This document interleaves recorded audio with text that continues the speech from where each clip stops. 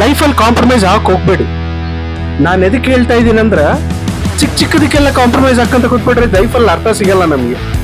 ನಮಗೊಂದು ಅರ್ಥ ಸಿಗ್ಬೇಕಂದ್ರೆ ನಾವು ಹಠಾನ ಬಿಡಬಾರ್ದಂತೆ. ಅದು ಏನೇ ಆಗಿರ್ಲಿ, ಅದು ಎಷ್ಟೊತ್ತನ ಆಗಿರ್ಲಿ, ಇವತ್ತು ಕೆಲಸ ಮುಗಿಸ್ಬೇಕಂತ ಗೊತ್ಕೋಬೇಕು. ಅದು ಏನೇ ಆಗಿರ್ಲಿ, ನಾನೊಂದು ಹೇಳ್ತೀನಿ ಕೇಳಿ, ಲೈಫಲ್ಲಿ ಒಂದು ಎರನ ಬಿಲ್ಡ್ ಮಾಡ್ಬೇಕಂದ್ರೆ ನೀವು don't look at the time, look at your hard work, look at your pressure. First you should take the pressure. ಯಾವಾಗ್ಲೂ ಒಂದು ವರ್ಡ್ ಇದೆ, ಪ್ರೆಷರ್ ಈಸ್ ಆಲ್ವೇಸ್ ಪ್ರಿವಿಲೇಜ್ ಅಂತ ವಿರಾಟ್ ಕೊಹ್ಲಿ ಹೇಳ್ಯಾರ. ಸುಮ್ಮನೆ ಹೇಳಿಲ್ಲ. ಎಲ್ಲಿವರೆಗೂ ಒಬ್ಬ ಮನುಷ್ಯ ಪ್ರೆಷರ್ ತಗೊಂಡು ಕೆಲಸ ಮಾಡೋದ್ ಕಲಿಯಲ್ವೋ ಅವನ ಜೀವನದಲ್ಲಿ ಎಂಪ್ಲಾಯ್ ಆಗೇ ಸಾಯ್ತಾನೆ, CEO ಆಗಕ್ಕಾಗಲ್ಲ. ರೈಟ್?